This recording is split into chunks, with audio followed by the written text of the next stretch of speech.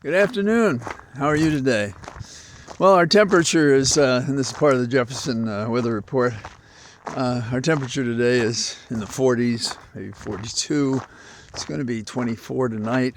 And so besides the darkness, that's another good reason not to walk at night. But anyhow, there's no wind, so it's pretty pleasant out. We face a series of challenges that do not seem to lend themselves to reason, comity, dignity, and yet it is the thing that sours us each day from looking at a newspaper or watching TV. And for somebody who's a political obsessive, as I am, I find wanting in the apparitions that cross our mind a steady state of self-inflicted wounds and pain that's unconcerned with bystanders to those who have lost their moorings and, frankly, to borrow from Gone with the Wind, don't give a damn. Now, yes, we have this encouraging sign in the Middle East of discussions and releases of hostages by both sides in a slow, I wouldn't say measured way, because that sounds like it's a conscious choice. And I think if there's a choice here, it's delay. And it seems that we can always pair some good act with some dastardly deed. And the one that strikes me here is, are we using the hostages a different way? That is to say, are we giving them out slowly enough so that we can prepare for the battle to resume immediately after Scene 1 of the ongoing war is replaced by Scene 2. In other words, we release the hostages slowly, gives hope to people. In the meantime, both the Israelis and Hamas and perhaps Palestinians and Hezbollah and Lebanon and other sympathetic nation states are all putting their plan in operation to resume hostilities. And to be fair, I think they're saying that, and I suppose people are hoping that it's not true, and behind the scenes there are those that are hoping to build upon this. So the development to look for is when we've stopped returning hostages, and I have a feeling we won't return all hostages in either direction, so that we continue to have bargaining points. I don't know that that's what we'll do, but I think you're pretty safe seeking out the cynical course that's being followed there. Now that's halfway around the world. What are we doing here at home? I'm grateful that Trump can't find his way to the front pages and can't find the exposure that he prefers. But it appears to me that he may have already done his damage in various ways, and I think the courts have helped him do his damage in various ways. Now, the easy case, I think, is to look to the judge in the civil case. And when the court lifted his when the court lifted his muzzle from Trump, immediately flowed into the court even more terrorizing notes and calls and harassment and so forth.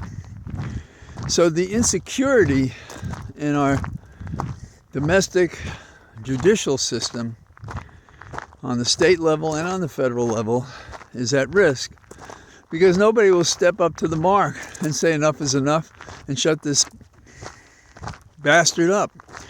You know, it's just not possible that anyone will stand up to him in the forceful way that is necessary. And having held a variety of hats in my own lifetime, I just can't even imagine that anybody else would get away with this. What is it? It's fear.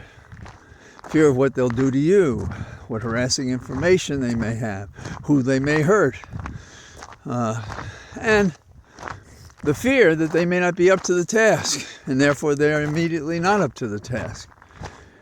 This is a lot like the race you run,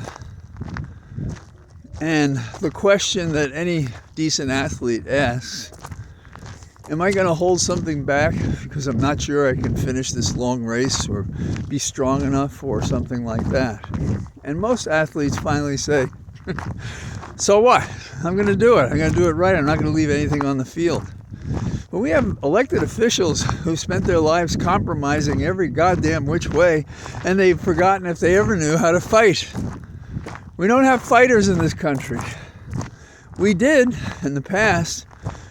And the other thing I think is that we don't allow the fighters into the ring so that they're there when they're needed, as now. People get reputations for minor things they do that are characterized as brave or courageous, but then they don't do the final deal. And so this is what we have. And we have this a week after the evil Trump crusade said that he would cast out anybody who is against him. What does that sound like? How is that tolerated? If there wasn't a red letter proclamation that one should respond to, that's it. But it doesn't happen. And the less we do as a government within the law and the Constitution to make it a meaningless document, a meaningless protector of the policies contained in our laws and Constitution, we then are dealing with the law of the fist. Strength, might, terror. In other words, halfway around the world there's an open conflict going on, and we have a domestic one, and that we just want to pretend it's not everything that we should know it is. When you don't do these things right, terrible things happen. So, other things going on. It's interesting that Derek Chauvin, if you remember, he was the officer involved in the George Floyd killing, was stabbed, and apparently seriously enough to go to the hospital. I have mixed feelings about that. I have my own primitive reaction, but I don't think that's the way we should do things. Have them spend the time. The sentiment among too many people is that some divine being is in charge of this and it will all work out. And I don't know how you rank the lies that travel about our nation and the world, but it has to have caused some who are still thinking to know that if a God is watching over this, then why is he allowing it to happen? Now, for those who are religious and seek some rational way to deal with this, and I'm not among those anymore, and haven't been, because if there's a God, he gave me a mind that made me question the insanity of all of this. And but that's what you hear people say. Oh, there's a mystery. There's some really good reason why this is happening. Well, there really is a good reason. Many humans don't see their life as an adventure, a work of art. They survive it, they don't really live it. And for them, there's nothing lost if they do the most terrible things to satisfy their own appetites, that disfavor community, that disfavor productivity, adventure, the most wonderful things of life that we can have. There are people that are only happy to be bitter and hurt others and discriminate against them and say the stupidest, dumbest, most ignorant things and then operate on them. And so we have it in the Middle East. And don't talk to me about higher values when people are just killing each other and children and so forth like that. And anybody who criticizes it is considered too temporizing. Well, a world that is based on that can't exist. Haven't you ever wondered why we only say there were 2 world wars? What was Napoleon doing in the 1800s? But here we have a tinderbox creating the possibility of another world war. And some people ask me if I could say anything helpful about the environment, and I can give you 2 thoughts if you want to think about it more.